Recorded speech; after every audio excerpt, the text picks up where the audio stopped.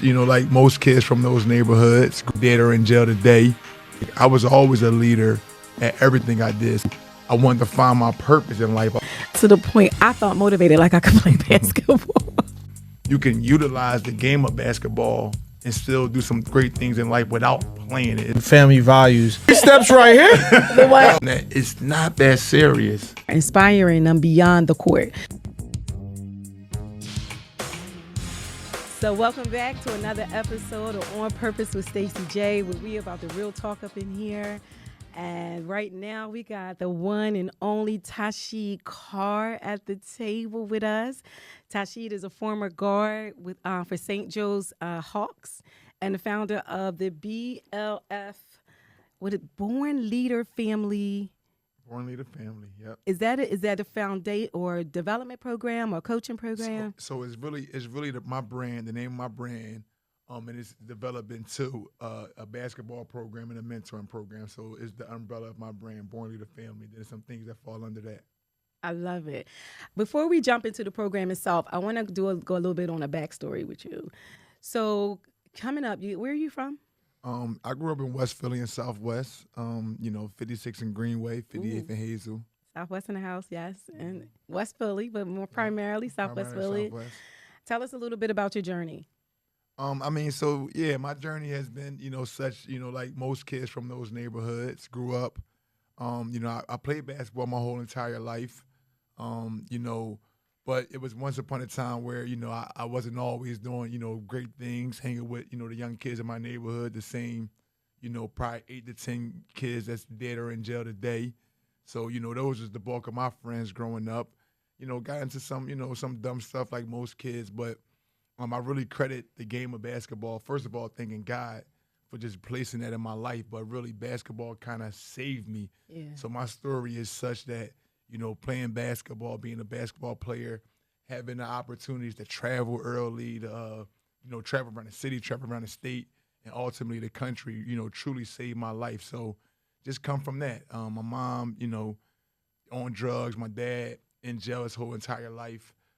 So we never had it easy, and it has kind of made me into the man that I am today. A man of, a leader, a man of the community, a man that, gives more than he take, and is in tune with helping, the next generation of youth, be a little better than I was, and, help them gain resources that I didn't have at that age. Yeah. I can imagine when you say basketball saved your life, but can you kind of expound on that for us a little bit?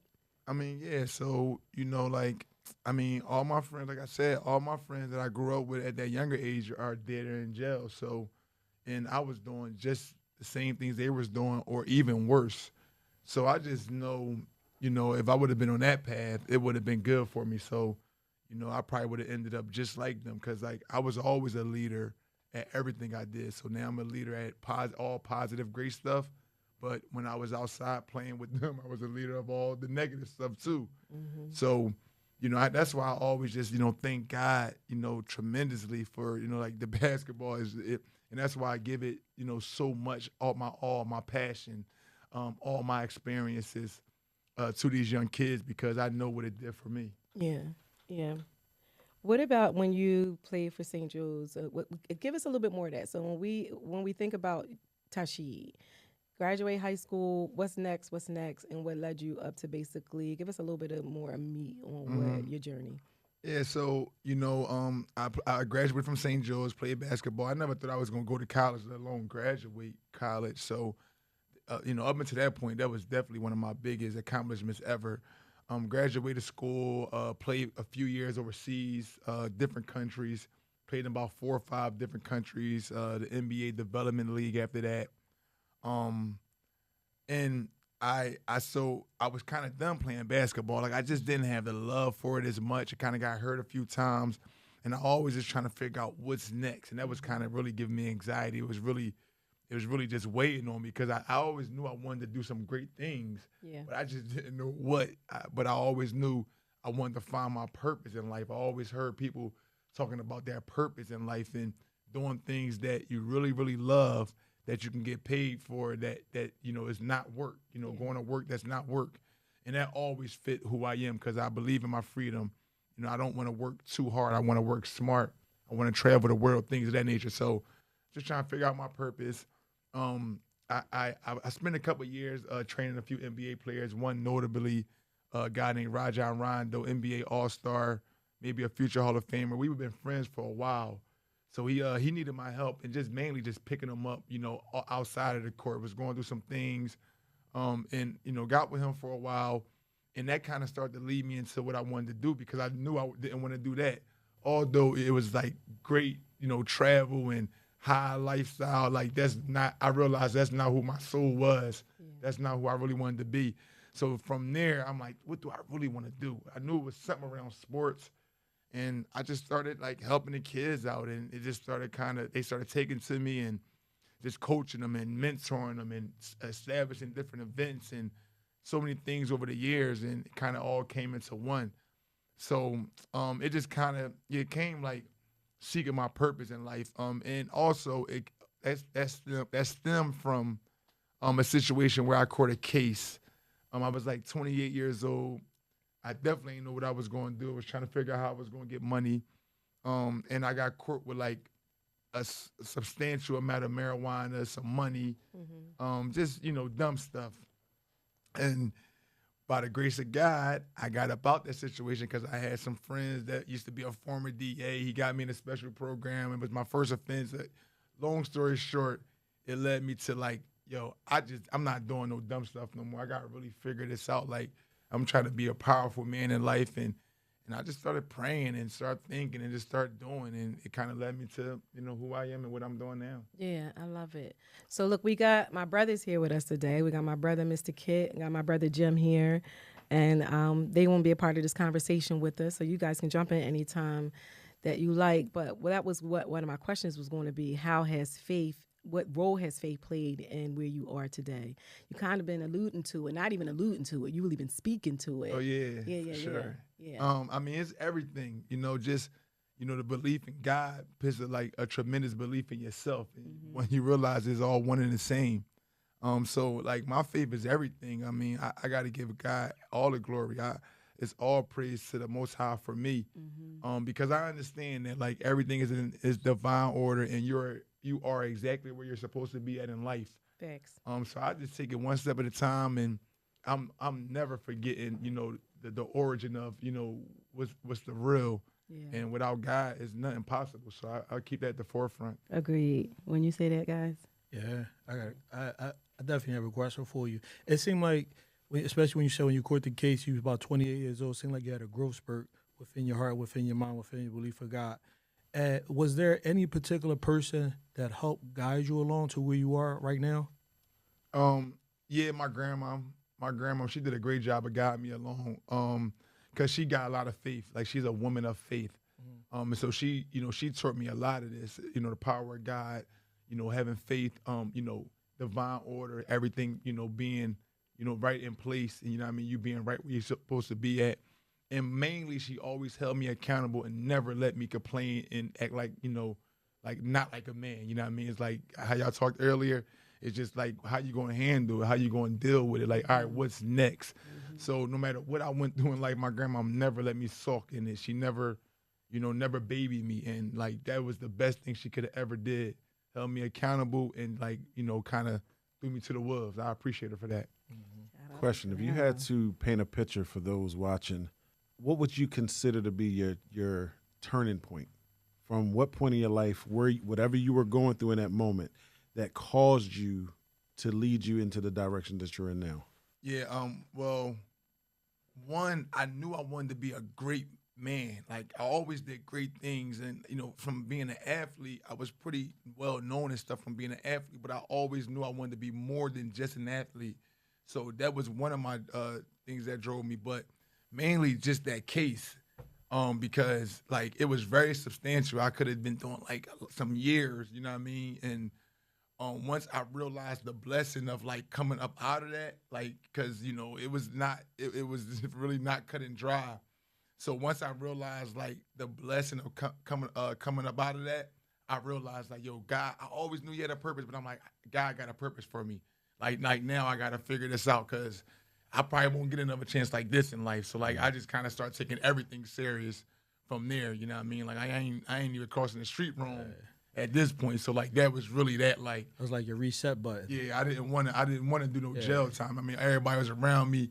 That's all I knew. So I'm like, damn, like, you know what I mean? I ain't had no choice because, you know, I would have had to do it. So, you know, that turned me around completely 180. That can make you turn it around. That's for sure. Yeah. So why do you do? I want to talk a little bit about what you're doing, what you transitioned into, not current today. Let's start a little bit. Let's go back a little bit. When you made the transition, what was the next thing for you?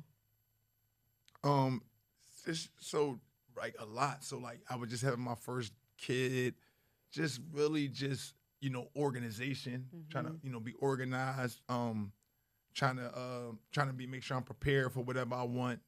And then really just, you know, separating myself from people. So, Let's talk about that. elevation always takes separation. And I always knew that. So, you know, I just had to really separate myself from, you know, the people that used to be in my life that really, you know, I got a thing like, if you're not doing great positive things or working towards that, I just can't be with you. We still might be cool, but I can't be with you. I don't allow that energy. So I kind of started understanding energy and energy flow and, you know, being more tapped into my soul. And that was the biggest change, like, you know, elevating and just getting away from, you know, anything that didn't serve my energy well. And I did that. I was good at that. Was it, okay, you say you was good at it, but was it hard for other people to accept? Did you have any fallout because of that? Yeah, but it's always been my whole life, so it's been cool. It's always been cool with me. Like I've never been the type of person who cared what a person say. Like if I know it's right. So yeah, a lot of people like, oh, you fronting and, oh, you know, I've heard things and, you know, things of that nature. But I just know what's for me and what's not. So like, yeah, you know, I go through it a lot, you know, with things of that nature. But it don't make me no mind because like I really know my purpose in life. I really know who I am. So it's all good to me. Yeah. Yep. And we've been talking about that, about purpose, knowing your purpose. Exactly. And what have you. What about, now you said you got your firstborn. How many young people you got? So yeah, I have I have 3 daughters. So I have 3 kids, 3 daughters.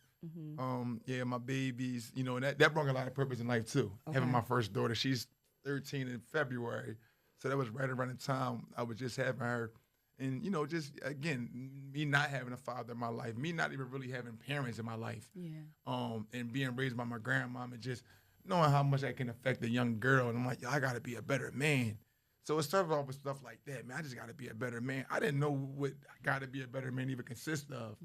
But I just knew I just wanted to be a better man because, like, I knew I had to, you know, change my thing for my daughter. I wanted her to look at me in a light that I really am and not have to fake for it, like really be authentic with my daughter. So I think that was a big factor as well. Yeah.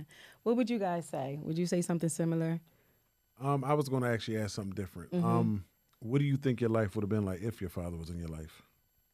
Oh man, it would have been so like that's so man. So that's a big question, like a lot of parts to unfold. But so I think that's the main reason why I do what I do. You know what I mean? Because I realized that that's all young men really need is, you know, their father or a strong man to guide them. Because I just did what I wanted as a kid, so that would have helped me right there. Just like no kid should be able to do what they want. So like just having a man, my father was a strong man physically and, you know, stuff like that, very well respected. So I wouldn't have been able to get over on him and things of that nature. So I mean, it have been changed to everything, but. You know, like, I don't even really think about that too much because I just feel like I'm exactly where I'm supposed to be at and everything happened for a reason, you know? And I probably wouldn't have been doing what I'm doing now if, you know, he would have been in my life because, like, again, a big purpose of why I do what I do is because he never was there. And then I know what it means to these young men just to have a strong man, just to believe in them, just to be, you know, there with them that they can count on and things of that nature, yes. That actually leads into my question. What's the amount of youth that's actually a number? How many youth have actually come through your program? And could you give us one success story of one of the kids that came through your program? Man, so right now I probably have about 70, 80 kids that I see on a monthly basis in my program. And I run my program every Thursday, Friday, Saturdays, and Sundays, mainly about 80% of the month when I'm not traveling. Over the last 8 years, I would say every bit of 1,500 or so kids. I've had every bit of 300, go through college. Some of them have graduated, some of them about to graduate. Several success stories, but one is a kid that I met. I got basketball. I have so many of them, in basketball, but for me, it's bigger than basketball. And a lot of kids, they okay in basketball, but I really try to help them out in life. So I have one kid that came he was literally almost nonverbal. Kid, sat in the back of the class, didn't have no confidence, couldn't play basketball at all. And his mom attests to it, and it's really a story of him and his mom. Brought the kid in and just, she was just happy that I just showed him love. She was like, nobody ever showed him attention before, and you coming in, right. This kid really can't play, really couldn't play on any of my teams or anything. Right. And she didn't know what she was going to do with the kid. He wound up, man, he went from a few months in my program, he went from the back of the classroom to the front of the classroom, just started talking, started having friends. Like, his whole life literally changed. And, he's one of my mentees to the day where I call and check on him a lot. But those are, to me, the real success stories. I can name 20, 30 kids that's playing Division I basketball, have a few kids that actually play in the NBA now, that's been under my tutelage. But to me, the real success stories is that, helping young kids that couldn't play basketball, that wasn't going to be good, and just helping them be productive. He's in college now, on his way to getting a degree, and every time his mom get a chance, she's thanking me times 10 because, the impact that I made on her only son, her only child, So that's what I would call success. I'm thanking you too, brother. Yeah. Same. I'm thanking you too. So when you think about the whole program itself, let's kind of backtrack a little bit to the name first. Where did the name come from? Born Leader Family. So Born Leader Family. All right. So I have tattooed on my wrist, Born Leader. Mm-hmm. So I was always really just considered the leader of everything I did. When I was young, I wasn't trying to be the leader, but the leader just stand out, I guess. So everybody used to always tell me that, whether it's good or bad, I know you did it, and just he was leading that. So I'm like, and then people used to tell me all the time, and I thought it was an insult at the time, but it was like a big compliment. Yeah, you real good in basketball, but you gonna be bigger than basketball. You got way more purpose in life than basketball. I used to be like, what? I used to almost be ready to die. I'm trying to go to the NBA. What are you talking about? It's bigger than basketball. So, but people start to see things in you, and then me as an adult dealing with so many kids. One thing I do know about adults who is in tune and tapped in is we know everything. We know who is who and what is what. So you can know from a kid what they're going to be, pretty much what they're not going to be. You know what I'm saying? So I got it tattooed on me when I was young, 18 years old, just being a born leader, just being a leader of everything, just my mantra. And then I started thinking about just brands. I don't know what I was looking at or reading, but just start learning more about brands and branding. And I'm like, one day I'm trying to have a powerful brand. And I started calling it Born Leader, We Born Leaders. And then it was a crazy incident that happened with some radio personality and one of my friends who was involved with my brand, and she kind of stole our name, and she started saying Born Leaders. But everybody still thought it was me, but they kind of switched their thing up on me. So I said, it's perfect. I went to Born Leader Family because I always knew I wanted to include the people. So I just kind of that. It kind of came to that, for somebody trying to do me dirty. That's all. I love it. Yeah. So I was watching, guys. I was checking out some of his videos. I started following your Instagram, and it's so funny because I'm watching you coach these elementary school kids, and I'm watching him coach these high schoolers. Your style is just second to none, to the point I felt motivated like I could play basketball. I can't play basketball whatsoever, but your style and the way that you coach these kids. You motivate and coach at the same time, because everybody can't do both.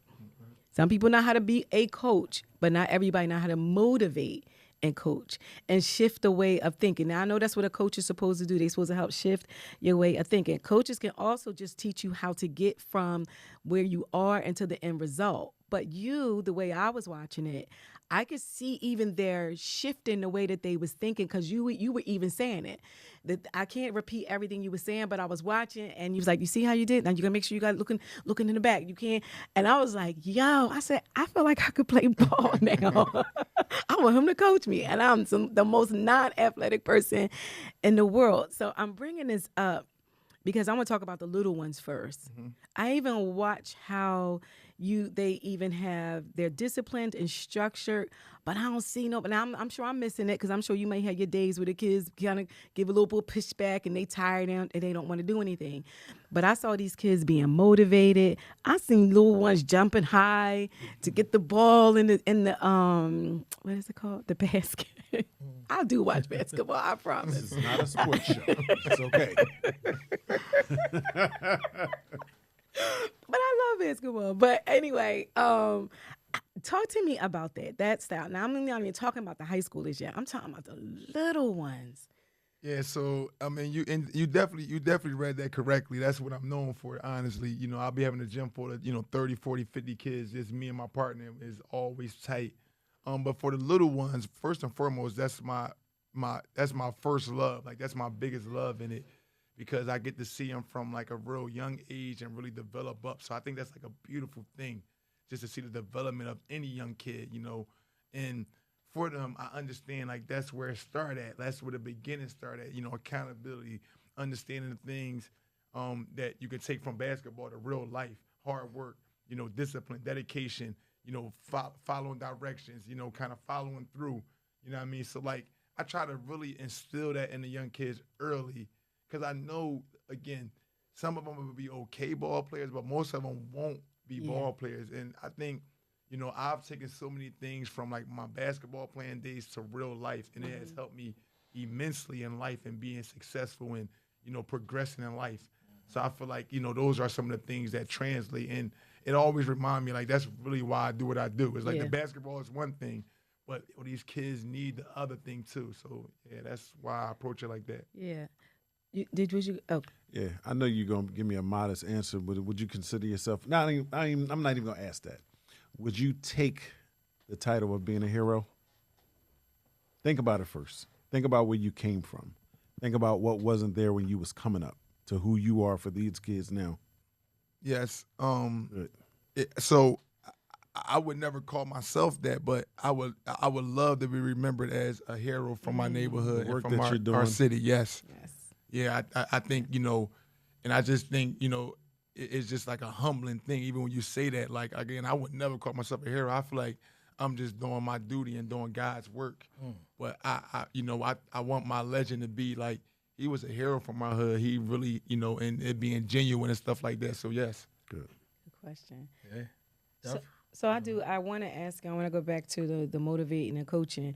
And you mentioned, I saw this on your page too. It was a quote. I'm not going to try to quote it because I'm not good at it. But not every last one of them are going to be, not many of them are going to be NBA players. And you actually had some amazing young ladies, some girls out there, right? I got young ladies too. So how do you coach, motivate to people who that's what they want? I want to be an NBA star or a WNBA star, but still help them, coach them with life at the same time, and being able to say that might not be what's going to happen for you. How do you do that without taking away a dream from them, but the reality? So that's a fine balance, because, like, I really be conscious of that, because I don't want them to not dream as young kids. But I think the best way I lead that example is just from the previous examples of thousands of other people who I know who was good or better who didn't do it. So I think it's more realistic examples of people who didn't make it to that level that actually did. So I like to live in reality. So, like, my approach is, like, to be realistic with the kids. Like, I just allow them to think about what's really realistic. If 1 out of 1% out of the trillion people that does this make it there, so what's the percentage you may make it? So I try to lead by example with that. And I just try to help them understand that, even when you give it your all in something, it may not still equate to this. But your all is always good enough. You know what I'm saying? So, you know, everybody got different cars. I try to just kind of relate real life examples, you know, to the basketball thing. And I mean, I'm the perfect example. Like, you know, I know I was probably a lot better than them at these ages, and you know, had some great resources and things like that. And I wasn't the guy who actually made it to the NBA. So I like to use myself as an example first of still being successful, still doing some of the things you want to do in life and all that kind of stuff, but without, you know, the NBA, and kind of making them understand that you can utilize the game of basketball and still do some great things in life without playing it. It's so many things around basketball, business, and whatever the case may be. Yeah, I love it. You got anything? Yeah, I got something for you, brother. Come on, bro. Every success story has a team. What's your team on and off the court? Good question. Oh yeah, so really, my team is always small. You know what I mean? I like to refer to myself as a one-man army, but I got some great help. One of my best friends, her name is Khadijah Bowen. She's actually a female former player, used to play for Temple University. We went to high school together. So she leads the charge of like all kind of like, you know, the organization of what I do. She leads the charge of all girls coaching and handle all inquiries and stuff like that. So, and I have another guy who's, you know, like my mentor, support system, Raheem Thompson, who's always like, you know, really my resource, you know, kind of anything I need, he's always there for me. And I just do a lot of this stuff myself. Like I'm really multifaceted. So a lot of the stuff that people don't want to do, like on the computer registration, like that's stuff I can knock out easy. Yeah, so I have about a few people though. I always got, you know, the parents of my families. Like, so when I'm having events, it's always, you know, 10, 12 moms and dads just, you know, helping like that. So anytime I'm actually having a lot of the families, you know, the parents of my families, the kids, they're always on go for me. So that's kind of my support system right there. Got you. Yep. I love it. I love it because that's so important, right? It is. Having that support system. So I was watching this video. Do you remember your kid Kobe? Absolutely. Is he still with you? Kobe. It was. Well, I'm probably Kobe. taking you. I don't know how long ago this video was. Little kid.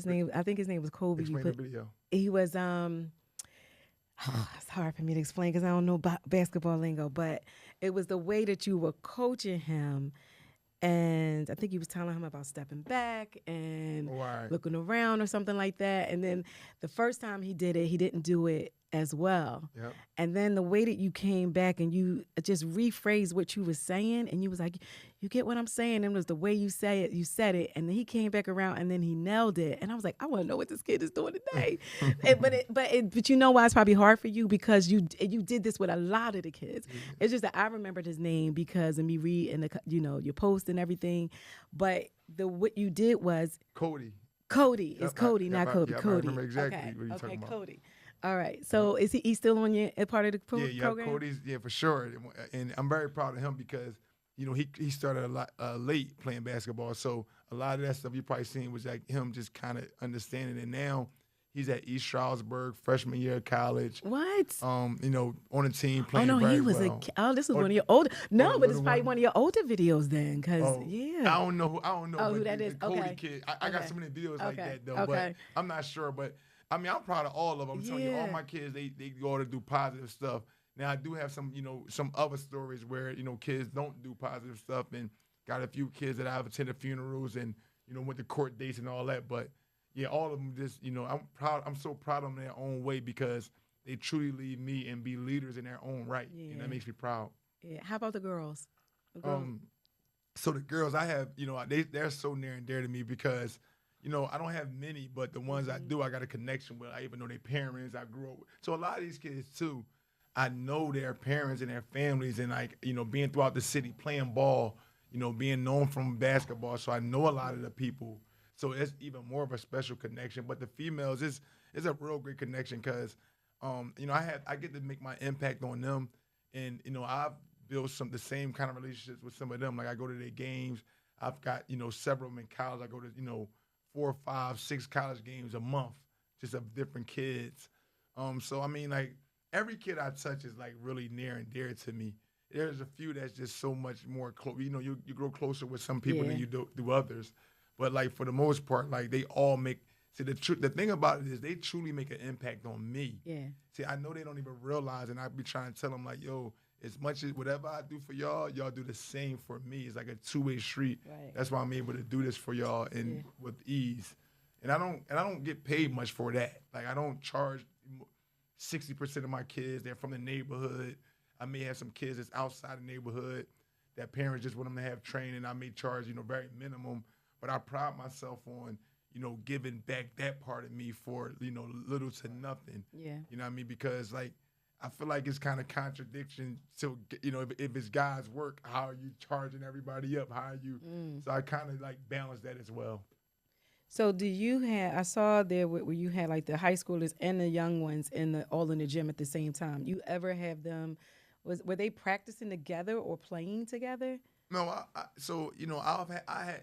do it, such as that, while one group is ending, another group is starting usually. Okay. So it may be like a 30-minute overlap. Okay. Some of the kids that's younger may play with some of the older kids because they may be advanced. But for the most part, they're very separate, because like the age matters, skill level matters. So I try to separate them so they can be, they can help each other get better. Okay. Yep. That sounds good. Do your girls play any sports?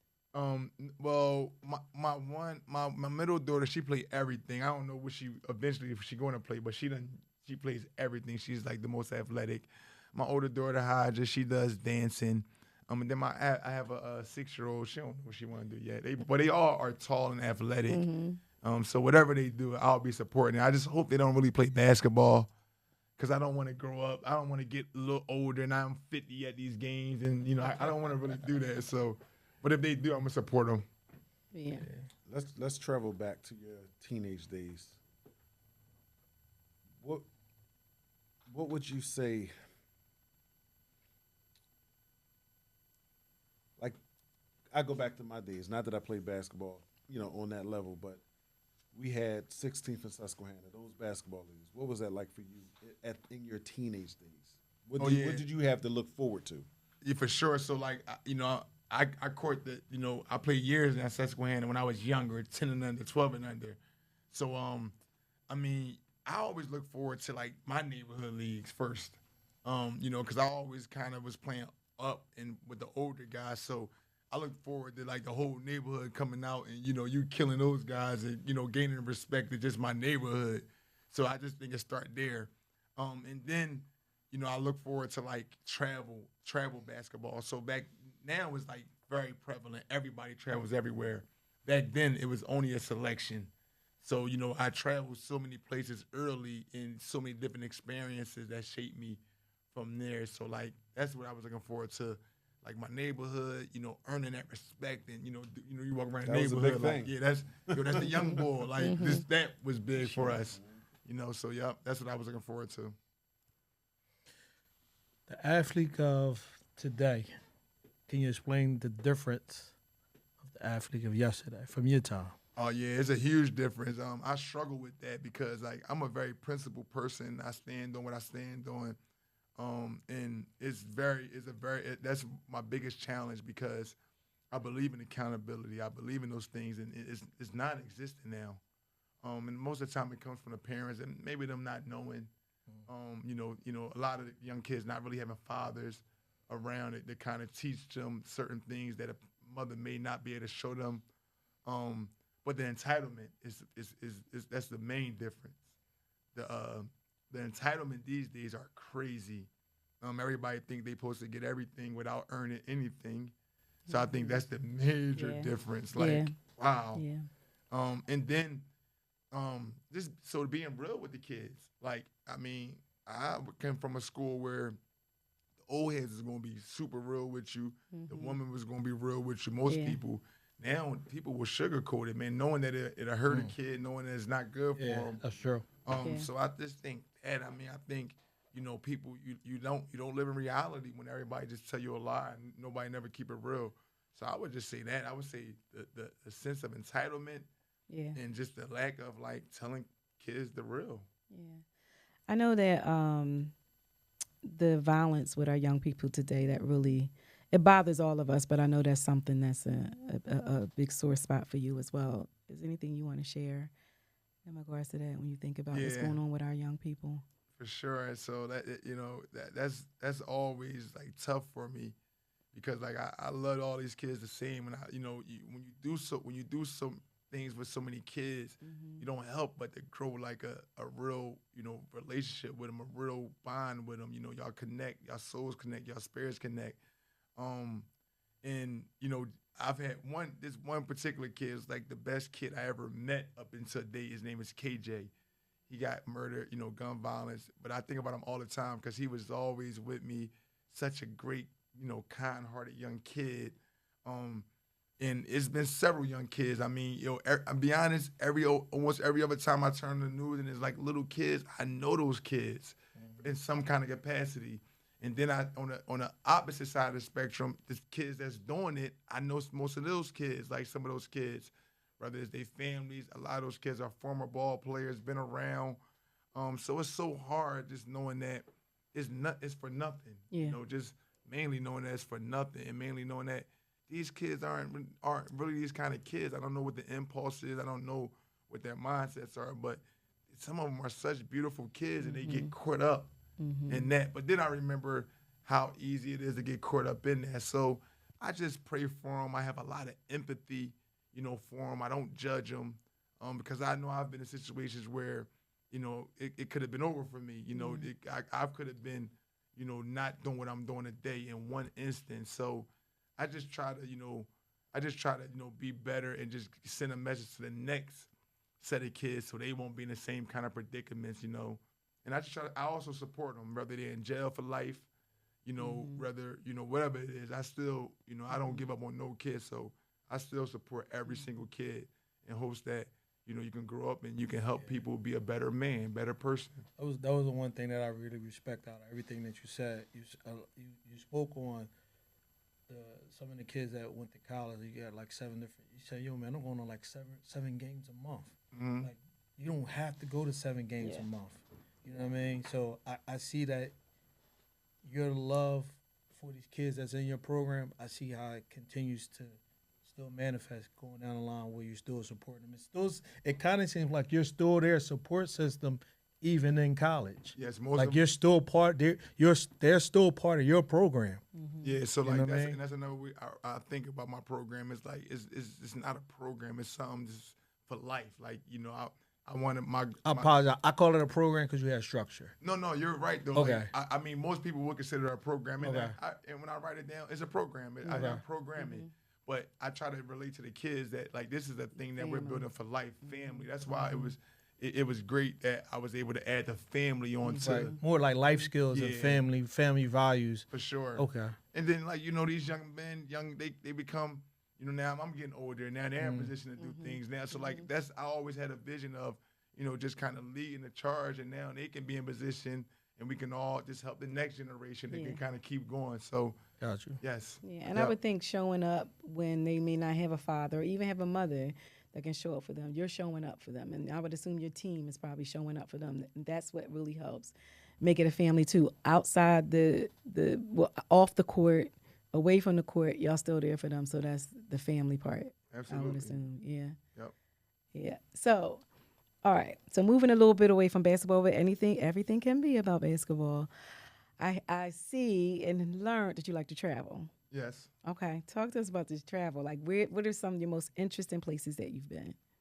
Wow. So I've been a lot of places. I think the most interesting places I've been is maybe the Great Wall of China.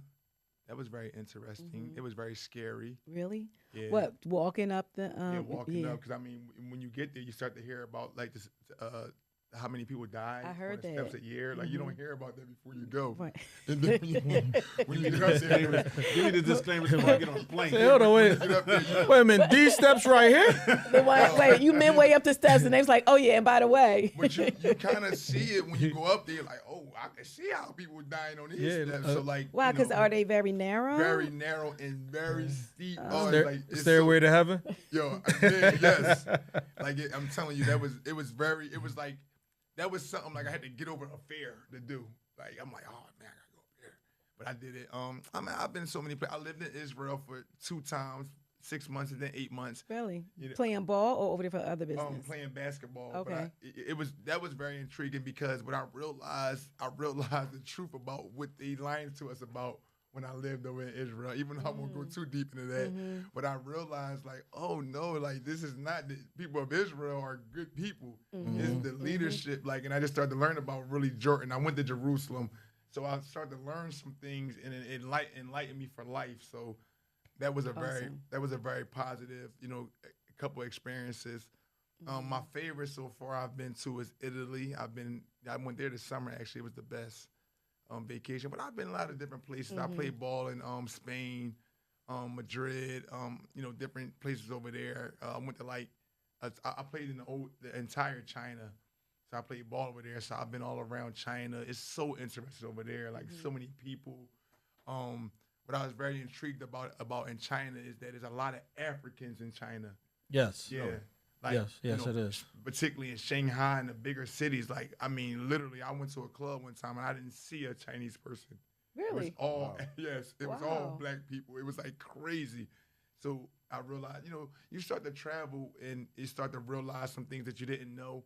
But I like it because, like, I'm a Sagittarius, so that's just by my nature. I like to learn all new things. I like to experience different things. So, like, while people like to buy luxury cars or this or that, I like to spend my money just like traveling and like experiencing and like learning, try to be a better person, try to be a different person. So that's like my number one thing, freedom and traveling. Yeah, I love it.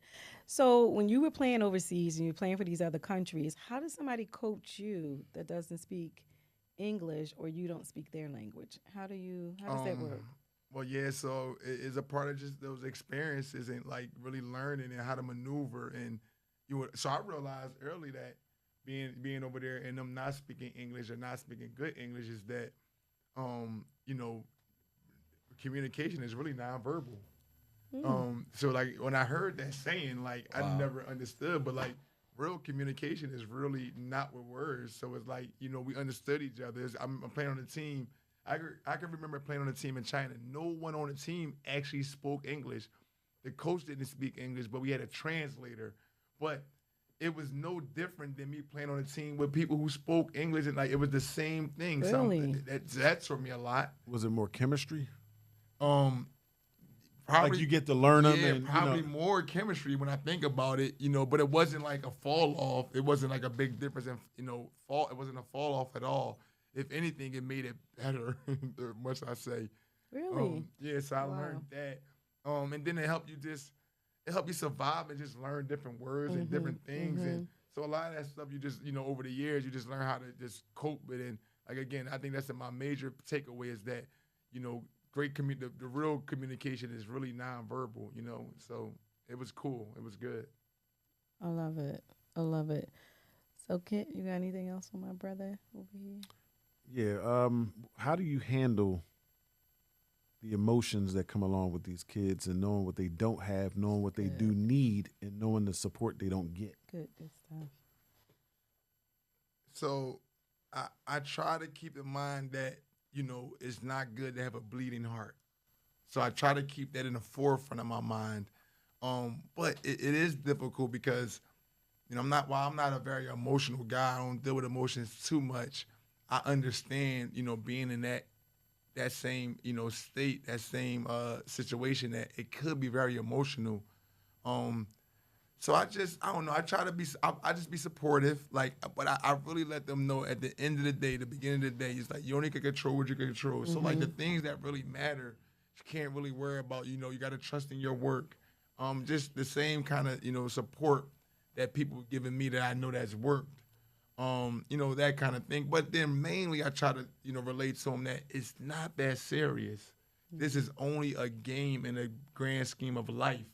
And I think that, emotions, in sports in general, can be off the rails. It can really take people to a whole nother level of depression and suicide. And so it's like, life after sports can be a mug for people. Yeah. So I try to keep that in mind and like, basketball is fine, sports is fine, but it's a lot bigger than this.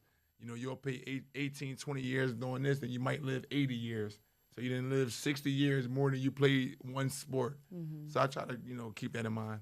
Was that transition as easy for you? Where you say some people outside of sports is hard for them? Yes. Was it? No. Okay. No, it was not easy. So I think it was easier than what I've seen most, though, because I always knew I was more than just an athlete. I did know that. Like, I always thought of myself as more than just a basketball player. But it wasn't easy because it's almost like you got this thing where you think you failed at something when you really, you really didn't fail. You ended up exactly where you were supposed to be at, and then you kind of be having regrets and stuff like that. And once I got over that, it's just a game. It's not, it's so much more than life. It's, I didn't fail. I've gained so much. Like, I had to, change my perspective on like this, what it's about, and what I've gained, and my resources and my experiences, and really my purpose. Going back to the purpose that God placed in my life, and it just made me so much more easier to handle, and I was just at ease with it, and I never even thought about it like that in many years because I've settled on the understanding of what it is. Yeah. I would wonder if that's what one of the things that helped you be able to make the kind of impact that you make with our young people. You were successful in what you did, but then you still, at some point, you came back home, right? And so you're able to share your story, but in a way where you are inspiring them beyond the court. So if it doesn't happen for you on the court, you already went through that process so that you can help them. If basketball doesn't work out, or basketball does work out, but then it comes to an end, I still need you to be ready for real life. Yes. Yeah. Yeah. I mean, it's very important. I mean, I think that's one of the reasons too why I try to show them a little bit of my life. Like, show them, some of the people that I know, some of the people that I've met through basketball. I try to show them that, while I'm not rich, I'm not none of that kind of stuff, but I still can do some of the things that I actually want to do in life. Yeah. Like, it's just not the end all be all. You can, whatever you want to do, you can actually do it. Yeah. Outside of the game of basketball. So. Yeah, it's very important, but I try to show them better than I can tell them. So I pride myself on that, showing them like, yo, you still can be whatever y'all call it. You still can be that. Love it. You still can have people respect you for the man and the person you are, and not just what you've done. You know what I mean? And trying to helping them understand is a huge difference between what you do and who you are. Yeah. Before I turn this back over to my brothers, one thing I want to ask you, how well do you feel like our community supports you? Or do you feel like our community, and when I say our community, you know what I mean by our community, right? How well do you get support from our community, or do you feel disappointed that it could be more? Not even just for yourself, but this is about the kids. You're not asking people to support you. You asking people to support the kids. Yes. I'm not. I have felt no disappointments. I don't even pay attention too much to, who don't support me. It's all about who do support me. So, and also I feel like, just as a man and as a person, this is my thing. This is my purpose in life. This is what God put in my life. So it's nobody else's responsibility to do. You don't have to do nothing. But when people do help me, you helped me one time. That's one more time than you could have. You could have, and you had to. Yeah. So I'm very appreciative and very grateful to anybody who's come through for me, my program, my kids, my calls. And I must say I've had great support from my family, great support from some of my friends that may have played in the NBA, some of my corporate people and Awesome. sponsors, and so. When I ask, people come through, and I just kind of, pay all the attention on who's helping me when I really need them, and I'm not even sure about the other side. Yep. Awesome. I love it. My brothers, I'm gonna turn it over to you before we exit out. We got a couple of more minutes. Anything you got for Tasheed? I got something for you, brother. Yes, sir. This is my question that I want to ask you. It's gonna be my last question for the night. I'm just watching. I've been sitting through this whole interview with you, and you literally taking me through high school, college, being a young man, being arrested at 28, figuring out where do I belong, what's my purpose. Okay, I forgot. We on purpose. We on purpose. With On Stacey purpose. J. No, we on purpose with Tasheed Carr right now. Yo, I'm up here But this your show. But that's it my all purpose, intertwines. right? You know what I mean? Intertwines. What's your purpose? So my main thing is my question that I want to ask you, with you watching yourself, your outer body self, you're watching yourself elevate year after year, decade after decade, right? When it's all said and done, and that doesn't necessarily mean it has to be something bad. It can be, hey, you know what I mean, I'm at a point where I'm not doing it anymore, I retired. When it's all said and done, what would you like your legacy to say? So definitely leader, first and foremost, a leader of men, and an honorable man. So I want my legacy to be that first, like leader of men, honorable, and a man of integrity, which I've embodied my whole life. And I feel like people who know me know, like, that's the only thing you can say about me. And then as far as, like, the kids are concerned, I just want people to know, like, you know, I live my purpose. Like, you know, I literally live in my purpose in life. So therefore, I probably was happy my whole entire life, you know. So, you know, it's like, this not for me. You know, like, you know, I just serve God, serve my higher purpose, my higher power. So it's not really for me, because I be thinking of so many things I could be doing, so many things I turned down to do, but it just, nothing feels right. So I want them to know, like, I'm just living my purpose, and like, it's God's plan. It's really not mine. So, like, I don't want the credit for this. I just want to give all the credit to the man upstairs and just die and live as a humble man, somebody who's done this humbly. And like, again, I don't want it to be looked at like I've done something for the people. I want it to be looked at as being a vessel, you know, that God brought to help the people. Yeah. I love it. Respect. I love it. All right, two-part question. Going back to your youth to your later days of playing ball, who did you look up to in basketball, and who would you say you, at your prime as an adult, you ended up to be like? So I looked up to a lot of people, and it's crazy because my favorite player ever growing up was a guy named Baron Davis. And literally, when I was in 11th grade, I wound up meeting him, and to this day, we're like great friends. So, like, my life is such as that. It's like, you know, it's crazy. Like, I always think about that. It's funny you ask that question. Like, he was my best player. I had him on my wall growing up, and then we wound up being friends. So Baron Davis was a guy. Magic Johnson was a guy being a point guard. Jason Kidd. So those was the players I probably, like, looked up to. And then some, like, local people, like, in my neighborhood, like, dudes that was good, killing around. My man Bobby Leach from West Philly. My guy Kyle Myrick from Southwest. Like, so guys from the hood, you know, I looked up to a lot of those guys, too. Like, really guys that was getting respect and killing. So I really appreciated that. And then the second part, who did I mean, I don't know. I was pretty good. I don't think I was as good as people say I was, but they say I was, like, kind of good, so I'll roll with that. And I just feel like, you know, really everybody is who they are. So it's hard for me to, you know, say, you know, I pattern my game into some of those guys, but I can't say that I, you know, kind of got to that level. You know what I mean? Yep. Yeah, I mean, basketball was a big thing. Like me, I like I said, I didn't play basketball. I played football. But growing up, like even in high school, I went to school with, you know, some people that really made it. I went to Roman Catholic with Mark Jackson. Yeah. I graduated from Simon Gratz in '93, so, you know, that was the Rasheed Wallace era.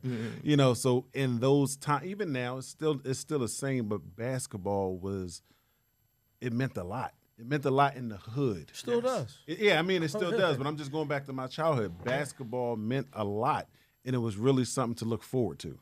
The summertime, the summer leagues, you know, like even down to the Pals. Yes. You know, it was really something that City the by Powell, yeah. everything. I think a big difference, to go back to his question, is we took pride in things. Like, not, you know, not being prideful, but just having pride in what we did. Is these days, it's like the competition and pride is so different. So I think that's a huge difference. And just to go back to that one more player, it was a kind of, you know, over my times, but you'll appreciate this, Pooh Richardson. Oh yeah, that's my man. Yeah, like, and that's my guy too. Like, goes with Detroit. He a great man. But I want to play like him. I went to school with his wife and a twin sister. Yeah, so I'm like, I want to play like him. So, like, Pooh was a guy, when I should see him play, I'm like, yo, he's the same size. And then I kind of got to know him. I'm like, man, if I could play like him, I'll be all right. But yeah, so that's some of the guys. Love it. Love it. So we at the top of the hour, but before we get out of here, we always like for our guests to share some words of wisdom or advice. I'm sure you always giving it out all the time anyway. So just bless our audience as well. So to some of our young people, what you want to pour back into their spirit today? Yeah, absolutely. First and foremost, like I just feel like, you got to find God in your life. I think that's very important. I think that's the start of all things great. And be humble always. And, hopefully, I encourage kids to, find their purpose in life. I won't be a big guy, find a job and all that. I'm like, find a purpose and do for self in life. So I'm big on that for the young kids. But my biggest message is, you're exactly where you're supposed to be at in life. Like everything is divine order. You're exactly where you're supposed to be at. And remember that, you're going to go through things. There's going to be a lot of adversity in life. You can't stop before everything gets started. I think oftentimes, as just young people, people give up too fast and don't even let their dreams and let their purpose in life even materialize. So, when things are going, having some hard times, when you're going through some things, I always experience it being triumph and some sunshine on the other side. And I never experienced a difference. So, get through the adversity, persevere. Don't give up. Be strong. Stay away from the drugs. Young men, young ladies, stay away from the drugs. I hear a lot of these drugs are killing these kids. Yeah. Then it leads to a life of just misery from what I've seen. And, make a plan and stick with it. You know what I mean? Do your thing. Don't let no one tell you that you can't do something. Everything that you want to do is already inside of you. So that's my words for the youth. I love it. I would like to give a special shout out to one of our first sponsors, Never Alone Home Care, located on 906 West Gaffrey Avenue in Philadelphia, PA, zip code 19141. I love it. So what's coming up for you? What's next? What you got going on right now? Anything coming down the pike that you want to share with us? So I have I'll be turning 40 December 16th. So I'm actually having a community birthday party at the gym that I train. I'll send you guys some invites, yes, just to come through to see what I do. Yeah. So that's first and foremost December 14th. Okay. I actually have my podcast. The first episode dropping the first Saturday in January. It's called Power and Pain, and it's about life after sports. So a lot of the stuff that I was talking about, in this interview is like what we're going to focus on, because what I've learned is that, life after sports can be tough for most people, particularly when they, used to get praised and they say you was good. It comes with a lot of depression. It comes with a lot of, self-doubt, thinking that you didn't make it somewhere in life. So life after sports, like the stories, that I be knowing are crazy. And a lot of people don't even come back from it and don't even live a quality of life after they played, their whole entire life up to 21, 22, being catered to and all that kind of stuff. So